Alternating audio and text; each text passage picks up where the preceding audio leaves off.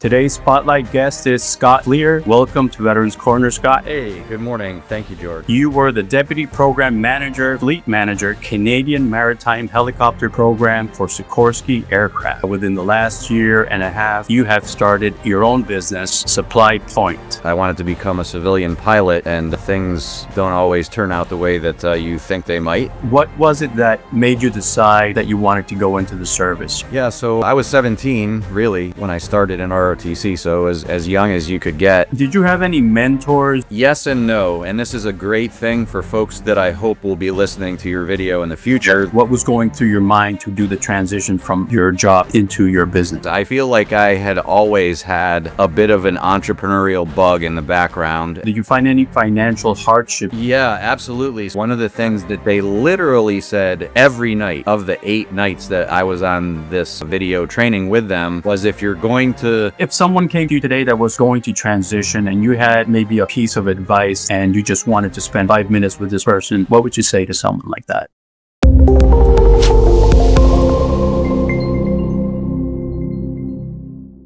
Welcome to Veterans Corner. I'm George Hinnistrosa, Air Force and Army veteran of 25 years. On this show, we explore how military experience transforms into business success. Each episode features veterans who've built thriving businesses, sharing strategies that turn military training into entrepreneurial advantage. Today's spotlight guest is Scott Fleeher.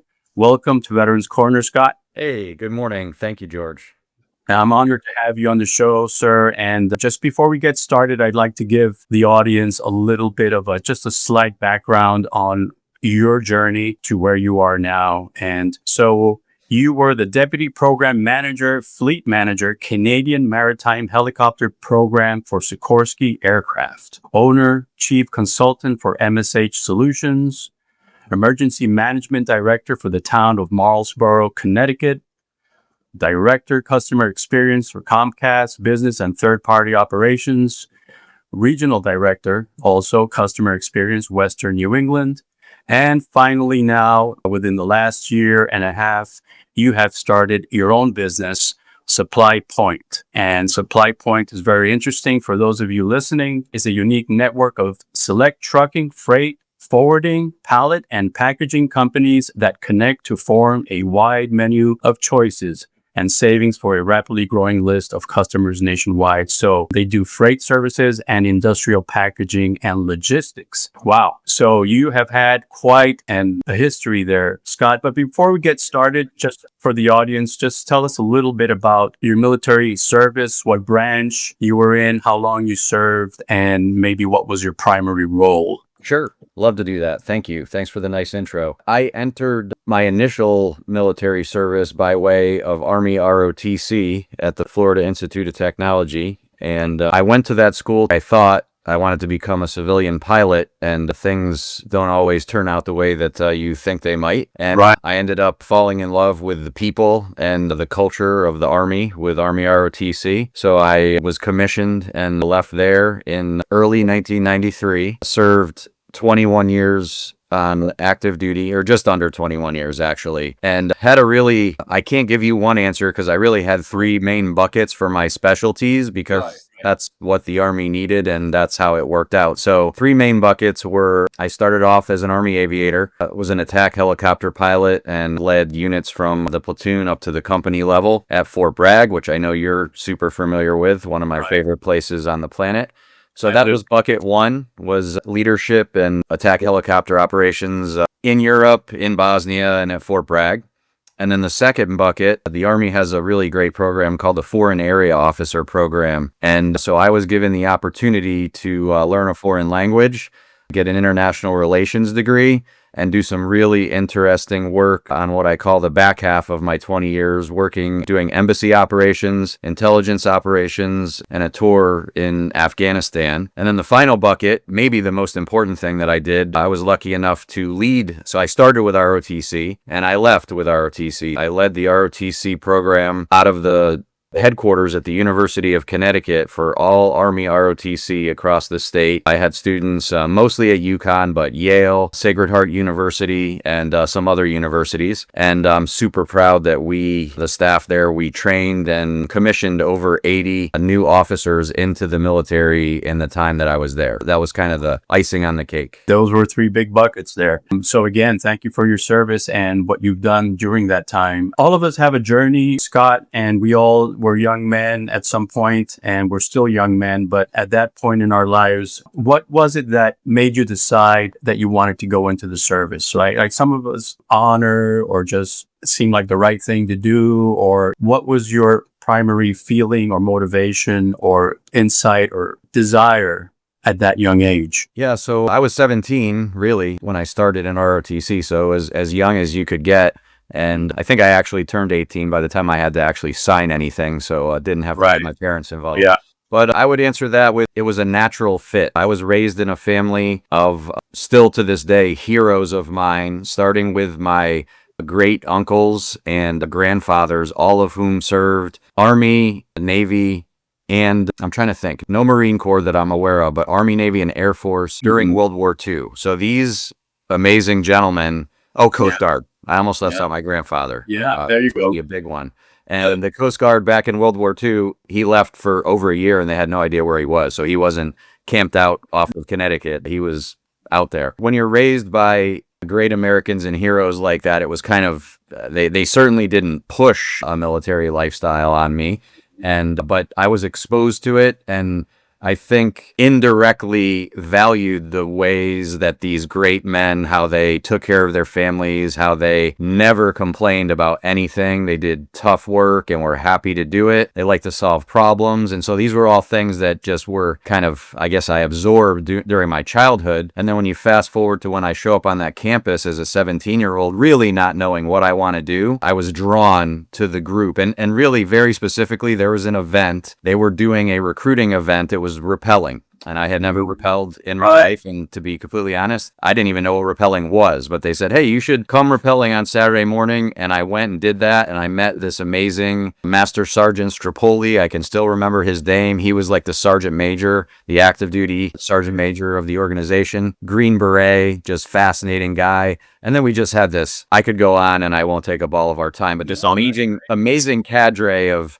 captains from Ranger battalions and combat engineers and just all these really people that I could look up to and have the same common values with. So that's kind of how it started. That is amazing. And just to a caveat on that from, I guess, all of our experience is that we as young men and women at a very, very young age, as you mentioned, your forefathers and your family members, we absorb all that, even though we feel you're in your teens, early teens or whatever, even younger than that. And we're absorbing all these things and we just hear family speaking and that stuff kind of starts to, by osmosis, starts to become part of our own character, right? Scott, what would you say was, and you're no stranger to stress and pressure, obviously working with the helicopters the way you did. What do you feel was the most impactful moment during that time of more engagement? Did you feel that you had to move up to a different level? Did your mental mindset, how did you deal with that kind of stress? Obviously, you were in charge of missions and things like that. So that's pretty easy. That began not during flight school. It was a little bit stressful I was not a helicopter pilot and nobody who shows up there is normally. So a little bit of stress there. But to answer your question specifically, when I showed up to my first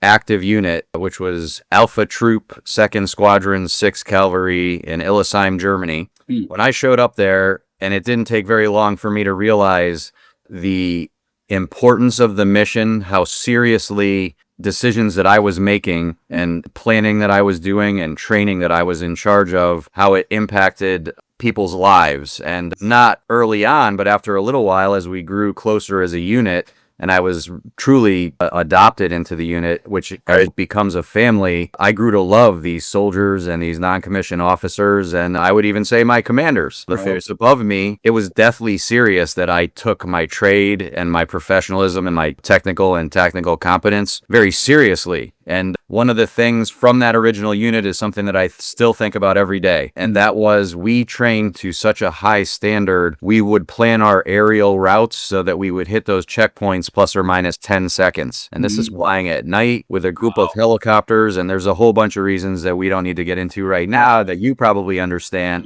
of why that was important for our lives, and it was important for other folks, and it was truly life and death. So when you begin your military journey that way, I have kept that with me going all the way to the end, which I know we'll talk about at some point. I treat my business customers' business objectives with that same sense of urgency and precision. Sure, it's not normally life or death, but it is the lifeblood of their business. So that has carried with me from the very beginning. That is incredible. And yes, sometimes what we think is impactful is not. And until we get into the mix, these things just seem to come out and we just have to absorb and roll with those punches, right? So at what point, and again, the show is, we're trying to get into the mindset here. So this is not just a storytelling thing. It is a storytelling thing, and we want veterans to connect on this show, and this will be a place where people can come and look and connect with other and do some networking. But at the same time, we want people to understand what is the mental journey, right? So everyone has a different beginning, and parents and schools and environment, all of these things affect us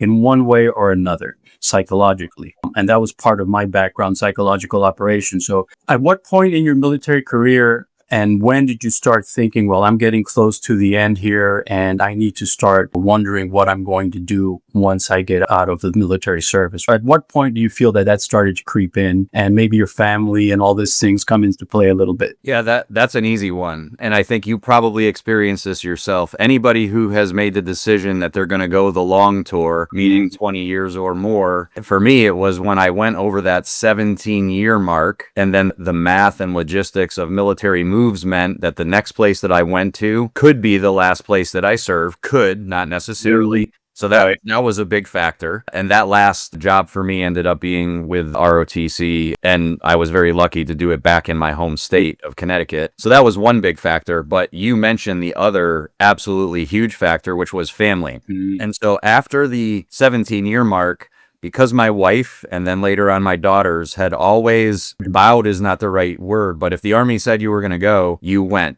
And what I had decided was that once I got into that 20-year mark, I was going to give a little bit more of the decision, 51% or more, to my wife and my family as far as would we continue to stay, would we do another tour? And there were a bunch of things that took place that made it a very easy decision for us, and made it, again, the fact that I was at home, near family.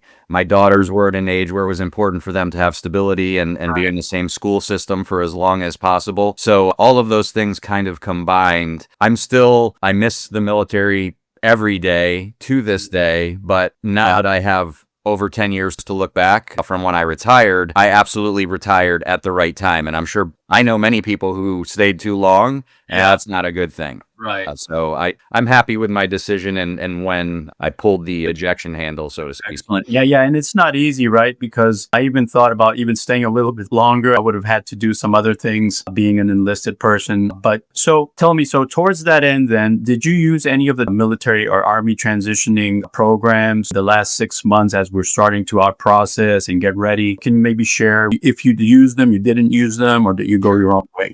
Yeah, the short answer is yes. I'm a good soldier. They said you're going to go and do, I believe it was called TAPS. I don't know if it's still called TAPS, but so I went through that program, I would say over several months. I started planning my transition as soon as I knew, and I had the discussion with my wife, and then more importantly, put my paperwork in and knew that the Army chapter was coming to an end. I mean, I was planning a couple years out, but to specifically answer your question, I did go through the transition.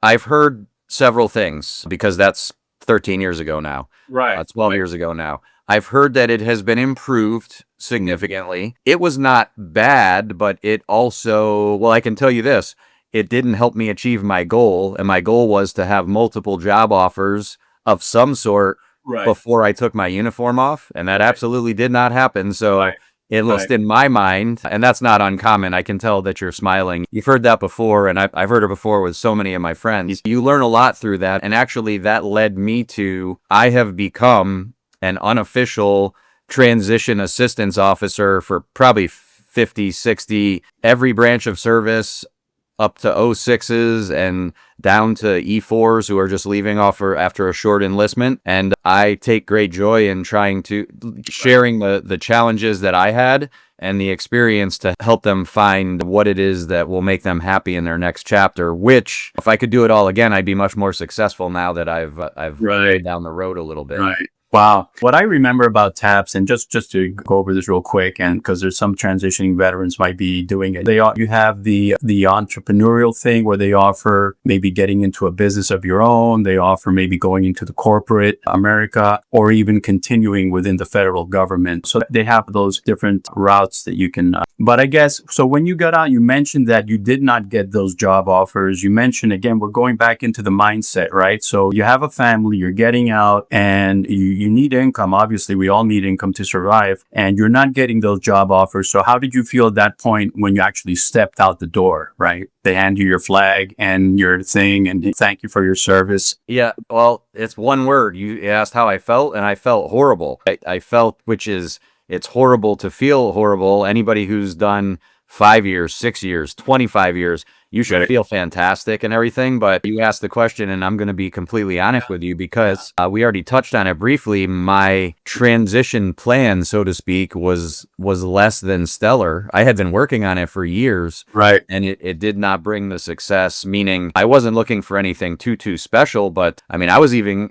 to be blatantly honest, I was having a hard time getting jobs that I don't think any job is under a person, but if you're a 20-year military leader, Right. you would expect I should be able to land easily some kind of a middle management job or something like that. Sure. And that was not even the case. So that led me to, I always have contingencies. So that led me down my first path, which was pretty short, to immediately start. You referenced it. I had a consulting company for a very short period of time, learned a lot. It was very successful. But then I did land with corporate America for all the reasons that you said. It was great. I learned so much. I worked for 2 Fortune 100 companies in the defense sector and in telecommunications. Fantastic. And learned a lot. And it was all about not necessarily what I wanted to do, but it was all about what I believe is my number one job on the planet, which is to take care of my wife and my children and all those things. And the corporate route allowed me to do that for about a decade. Very interesting. So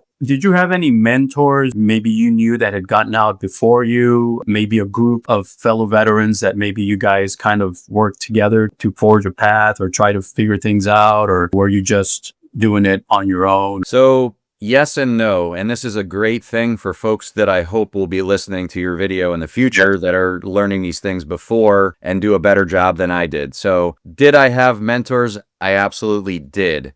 Were they any better, or did they understand any better than I did at that point? I'm not really sure that they did. I did have one piece of advice that I have to share with you right now. I run this from a naval officer, a retired naval officer here in Connecticut. And he said, don't look for jobs and don't look for careers. He said, network, meet people, talk to people. And if you can get in touch with what you think you might want to do, somebody's going to say, hey, we have this position or we have this role, or you should take a look at X, Y, or Z. So that was one of my first kind of unofficial mentors. But fast forwarding now that I've really connected with my local community and I'm a part of something that's called the Marine Corps League, which is, I'm sure, very familiar with. It's just like a VFW or something like that. We have folks from every service. You do have to have served to be a member. And so if I had this group 13 years ago, I think the story would have been very, very different than the way it's laid out.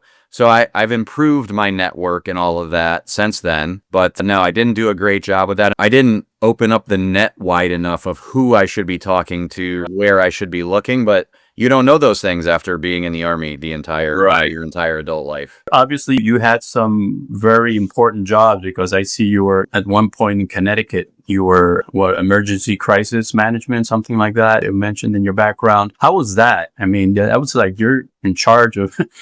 Obviously, you're no stranger to crisis, but Yeah, that was a lot of fun. That was an almost voluntary position, so that was not my job. I mean, it was basically you get a very small stipend if you take the job. I know it's a small town, so it was 95% voluntary. And I was fine with that. I actually asked if they could just keep the money and they said no, I use it to buy pizzas for the guys who were in snow, and when you have a situation, you use it however you like. So it was fine. To answer your question, it was great. Luckily for me and for us, the town did not have any. The average emergency type situation for us is like an extreme power outage. We have those a lot here in Connecticut, and they tend to happen during the winter months. Very easy for me and natural. We would have warming centers, and we would have places for folks to charge a mobile phone, make a phone call, tied very closely, obviously, with law enforcement and the local volunteer fire department. Like if we couldn't get access to a certain street, to make sure that that was all taken care of. So yeah, it was a great experience. I only did that for a few years, but I really enjoyed it. And it was another way to serve my community. Not being in the military anymore, it was another way to continue to serve. Right.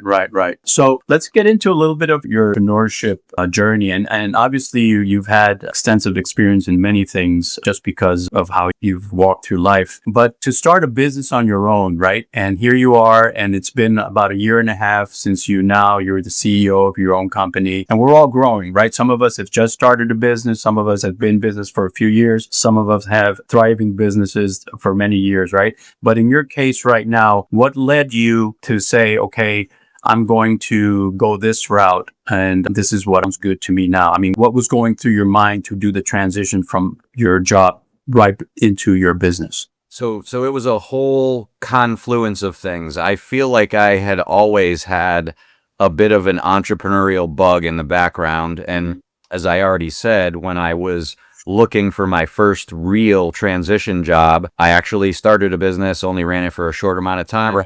But I had several clients and was successful and enjoyed doing what I did and using skills that I had in the military, from the military. So how did I end up where I was? It was a confluence of, well, to be completely honest, there was a big downsizing in my company. Tons of people lost their jobs. I had actually started an LLC before I knew that I was going to lose my position. And I had started this LLC and I didn't know what it was going to be, but I did the paperwork. I started it. Right. And then I got the notification literally 2 or 3 weeks later that I had lost my job with the company.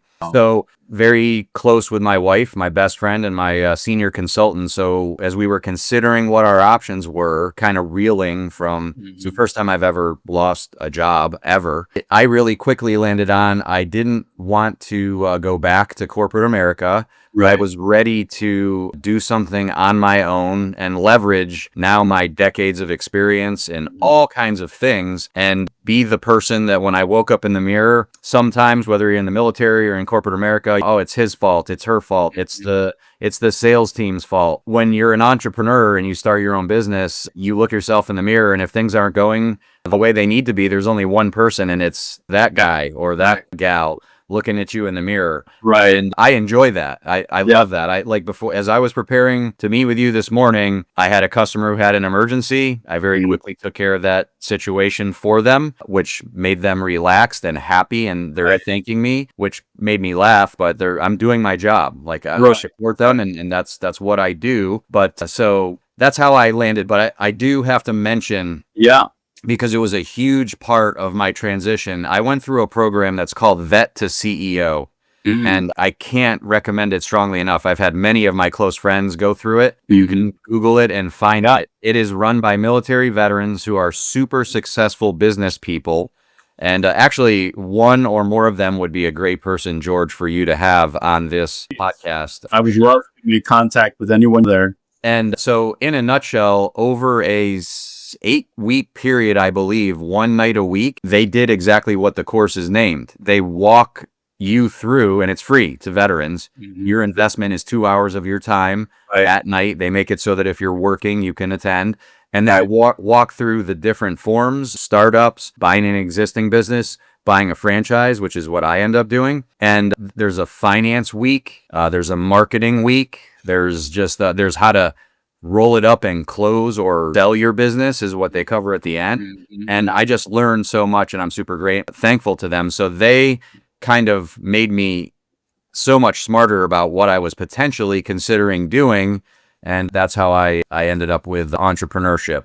Was the right fit for me. So let's go back into the mindset, right? So here you are, you're getting laid off, but you've started an LLC, and now you're with Vets to CEO. You're going through this program. So what are the kinds of things that someone can expect, right, when they're in a program like that? Just for the viewers. Yeah. So when you're in that position, I felt a little lost. I felt absolutely, I wouldn't say terrified. I've been more scared, but I'm not going to tell you that I wasn't scared. I was concerned. It's like, oh my goodness, my primary source of income just went away. I still have a child finishing up college. Right. And so forth and so on. So the best recommendation that I could give is, particularly for your veteran viewers, do what you did in a tough situation and fall back to what you're already really great at, which is assessing what's going on. This will sound familiar. Tactical situation, training situation, making a plan, having a calendar, reaching out to I have a very close friend all the way back to college who is an entrepreneur himself. His name's Mike. I leaned on Mike and had lots of really long, challenging phone calls with Mike where he shared with me, he was about a year ahead of me in his journey, the good, the bad, the ugly, the scary, the rewarding things that come with starting your own business. So I did lean on, I'm actually looking over here. That's why my eyes, I still have the dry erase board and calendar on the wall, how I mapped those things out. But I'll also add, I had no idea what I was doing, truthfully. And there are so many resources, yourself included, and there are thousands of veterans all over the country who are willing to talk to you and walk you through and give you great guidance to help you not make decisions in the dark. So don't be afraid, and also don't try and do it on your own, because you probably will make less informed decisions. Right. And this show is exactly for that, Scott. And thank you for mentioning all those things. And obviously, I welcome anyone that you might know. You can send them my way. We can talk about that later. But again, so see, that's the whole point, right? So we all have fears, we have challenges, we went into obstacles after the military, and how we deal with those things. So what affected me, and I'm going to ask you this question, is the financial side of it, right? So you got into a franchise, and a franchise really is for those listening, is a proven business that has a model and has already been functioning. And really, it's if you not just use McDonald's, right? McDonald's it's just because everybody thinks of a franchise. But you buy into the corporate, you now become an owner of that location, and you have to manage that location as if it were your very own business, even though you have a corporate hire, right? And one of the benefits of that is that everything is already kind of organized where you can come in and action. But in the case of starting or getting, maybe in this case, you got into a franchise, as did I. Did you find any financial hardships? Did you go to any resources for that? Did anyone help you with that move? Yeah, absolutely. So I'm going to go back to the folks at Vet to CEO. One of the things that they literally said every night of the 8 nights that I was on this video training with them was, if you're going to use money, use your own money last. And I blew it off. Like when they said it the first night, I didn't even know what that meant. And now I know what it means. And I took your advice. And to specifically answer your question, what I did, and there's some great resources for veterans, I'll only be able to scratch the surface, but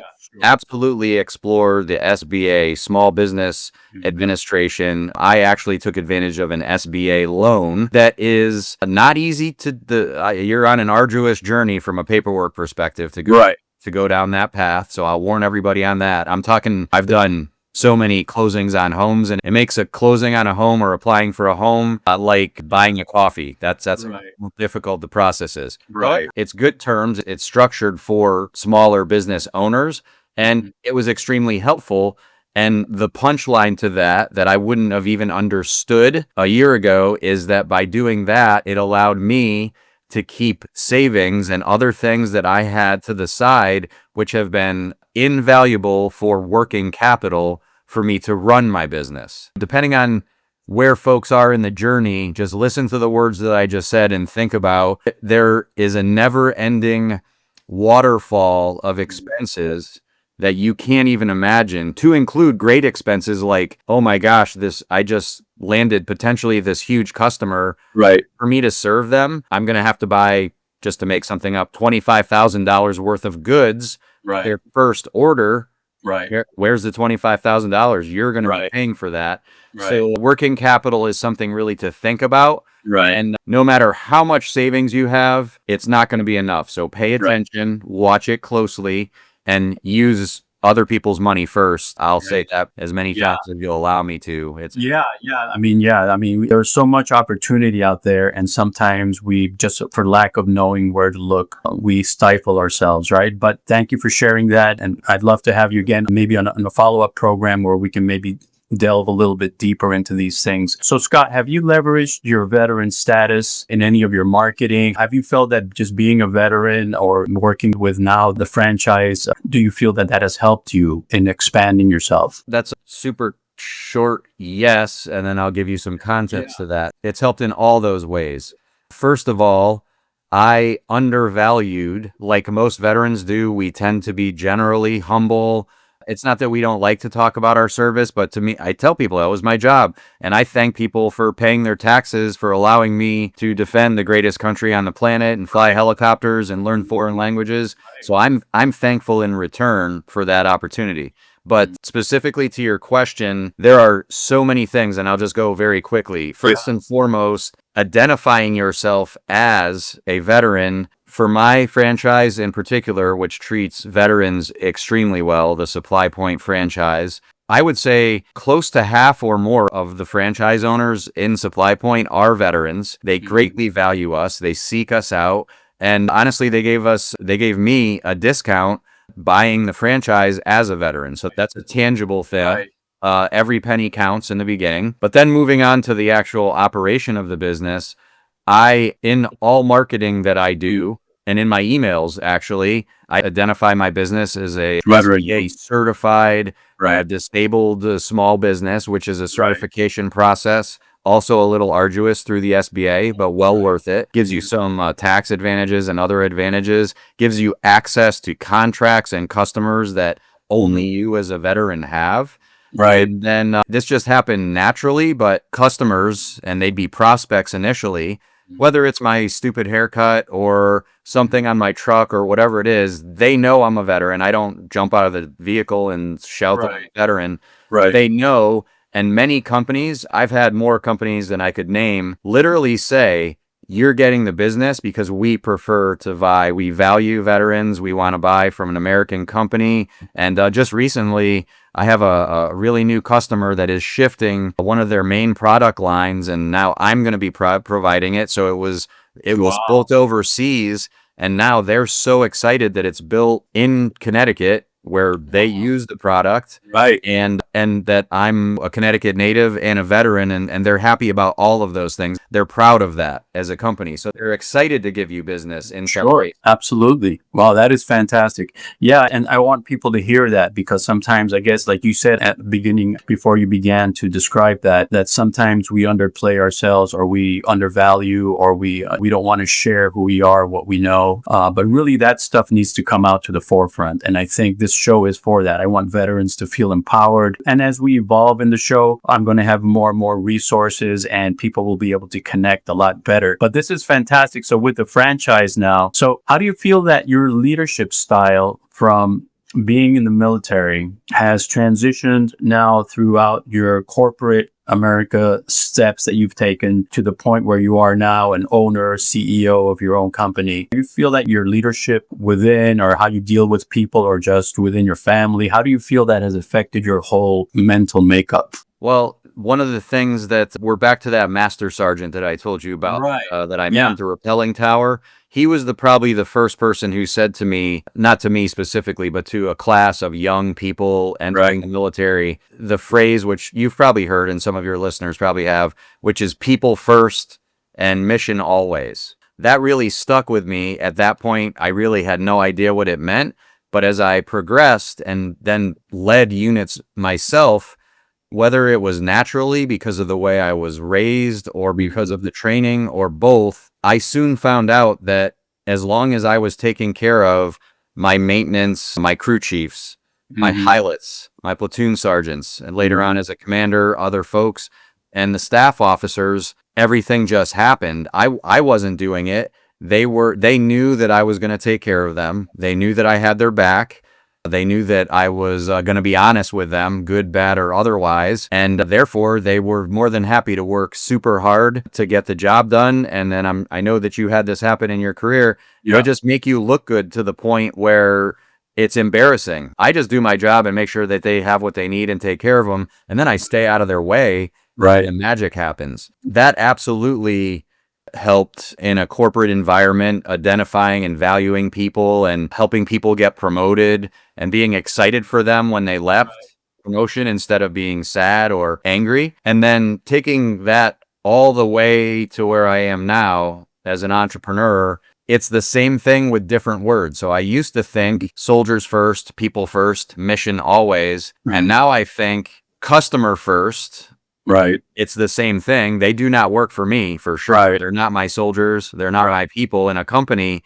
They come first, but their business requirements always. So I certainly didn't coin mission first, people always, but I'm sorry, soldiers first, mission always. But it translates perfectly to being an entrepreneur, and you fill in the blank of the business, whether you're in healthcare, whether you're an entrepreneur. I happen to work in logistics. It translates and they feel it. And sometimes, again, I get embarrassed. I'm taking these really close measurements. They say, no one's ever measured. That's a pallet. Right. I said, yeah, but this pallet is carrying $30,000 of your goods. And I want to make sure that it gets where it needs to go when it needs to be there, because I'm never going to slow your business down. I want to make your business go faster. Yeah. They really appreciate that you're thinking about it that way. Right. Right.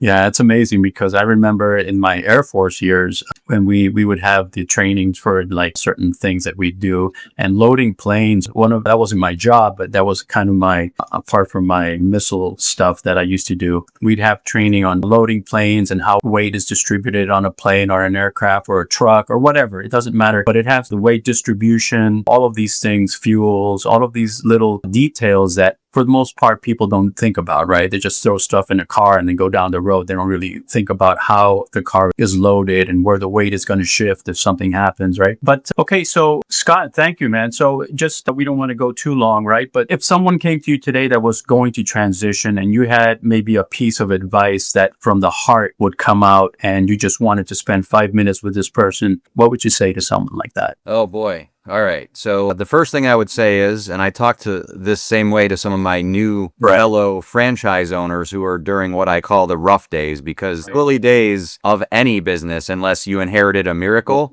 are tough and they're scary. So the first thing is you're going to be fine. Relax, breathe.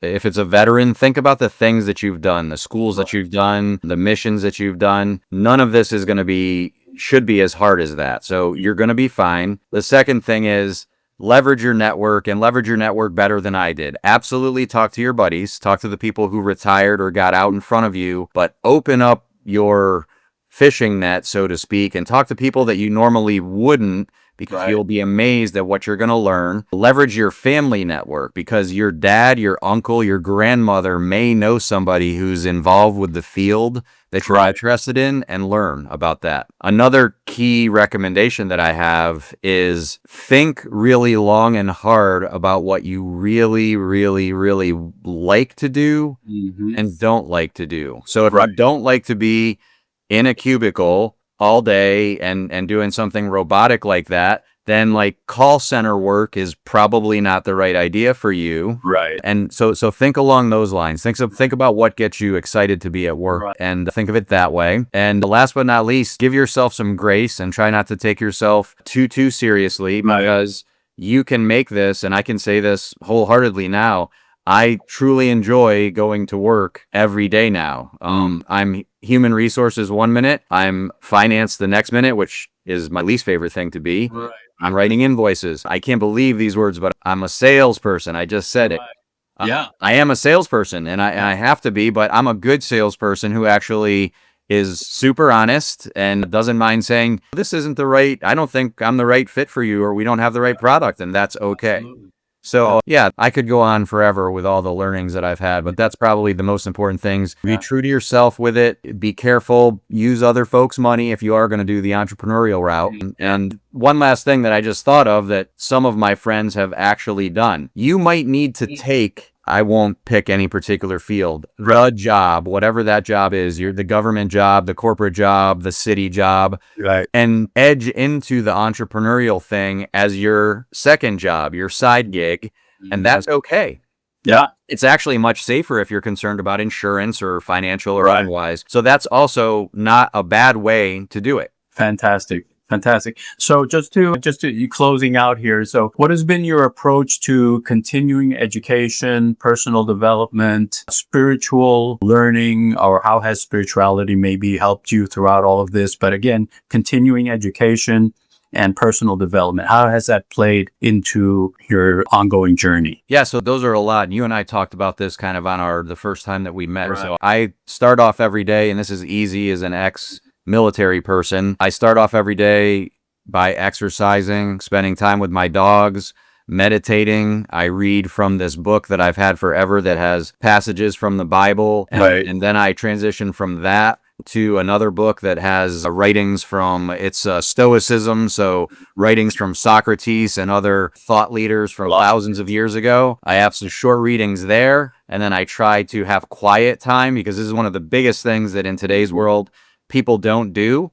So I try to just sit and have no noise, no phone after reading, and just think. This is very early in the morning. Right. And then I transition into my day. So that's one side of feeding the soul and the mind and the body. And then the other part is, from a continuing education perspective, I never say never with formal training. Like, I'm continuously looking at, should I get that executive certificate in data analysis? I've done a lot of those. I'm less inclined to do those things. Now I'm more inclined to do, it's informal education, meaning going to a chamber of commerce event that talks about how you attain capital to buy another company, or how you properly prepare to sell your company, and things like that. So, and all that education is free. And the best part of it is it's fun. They'll have them at places like a brewery or a restaurant, and you meet great people and you expand your professional network. You might find a customer. I never go there thinking that way. Right.